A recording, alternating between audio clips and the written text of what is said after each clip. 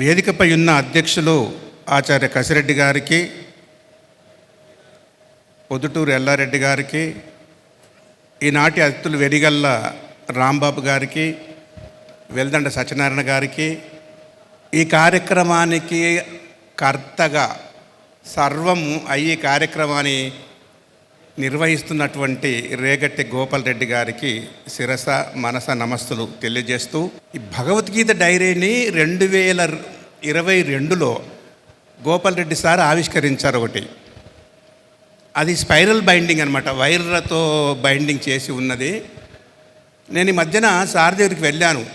Sir ఉండేది చెరుగట్టు గ్రామం, నల్గొండ జిల్లా. వారి దగ్గరికి వెళ్ళినప్పుడు వారు ఈ సంవత్సరం భగవద్గీత డైరీ వేస్తే బాగుంటుంది, ఇంతకుముందు ఈ బైండింగ్ బాగలేదు అది అంటే నేను చేయించుతాను సార్ అని చెప్పాను. నాకే అప్పచెప్పారు ఆ బాధ్యత అంతా.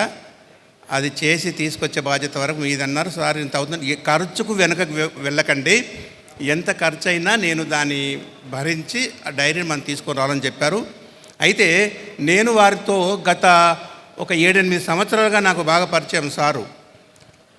నేను ఇదే హాల్లో ఇక్కడ ఒక పుస్తకాన్ని ఆవిష్కరించాను. అప్పుడు వచ్చారు మొట్టమొదటిసారిగా, అప్పుడు నేను చూశాను సార్ను.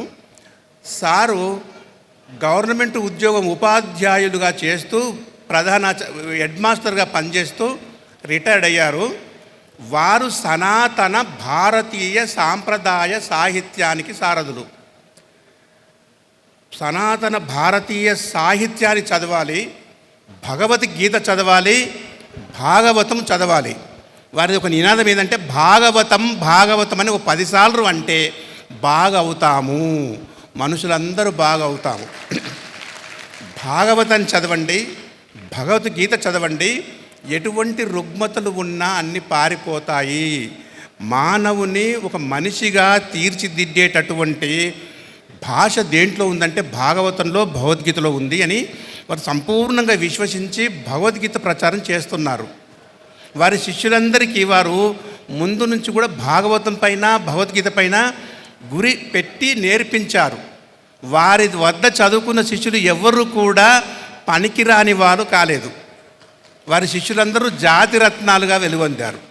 ఎక్కడెక్కడ ఉన్నా, ఏ హోదాలో ఉన్నా, ఎటువంటి ఆఫీసులో ఉన్నా వారి శిష్యులందరూ కూడా సారుకు పాదదాసులు అవుతారు.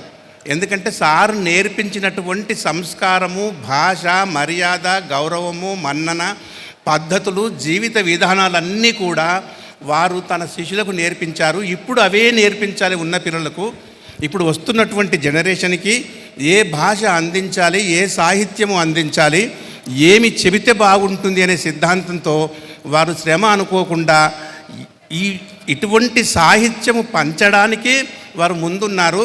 వారికి మనస శిరస వారి పాదాభివందనాలు నేను తెలియజేస్తున్నాను. భగవద్గీత పూర్తయిన తర్వాత ఎక్కడ పెడదామని అడిగారు. ఆ భగవద్గీతని ఆవిష్కరణ అంటే హైదరాబాద్లో పెడితే బాగుంటుంది ఏమో సార్ అని చెప్పాను. సరే హైదరాబాద్ అయితే హైదరాబాద్లో అని చెప్పేసి ఒక డేట్ 4వ తారీఖు అని చెప్పి దాన్ని ఆవిష్కరిద్దామని చెప్పి పెద్ద మనసుతోని సాహిత్య కార్యక్రమాలు ఈ వయసులో కూడా ఎవరెవరికి ఏం అవసరము, సాహిత్యం కొరకు ఎటువంటి సాహిత్యం రాయాలని చెబుతూ ఇటువంటి సాహిత్యాన్ని మనము పిల్లలకు ఇప్పుడు ఉన్నటువంటి జనరేషన్కు అందిస్తే వారు బాగుపడతారు, కొంతకాలం చక్కటి విధానాలతో బ్రతుకుదెరువును సాగిస్తారనే సిద్ధాంతంతో గోపాల్ రెడ్డి సార్ ఈ భగవద్గీతను ఇక్కడ వేయడం జరిగింది. భగవద్గీతతో పాటు ఎవరు మంచి సాహిత్యము రాసినా వారిని కళ్ళకద్దుకుంటారు. సార్ దగ్గర ఉన్నటువంటి ఇంకో గొప్ప గుణము, చక్కని సాహిత్యానికి వారు చేరదీసి వారిని ప్రోత్సహిస్తుంటారు. నేను అందుకే సార్ దగ్గరికి 3-4 సార్లు వెళ్ళాను చెరుగట్టుకి. ఈ భగవద్గీత యొక్క నేపథ్యము ఇది.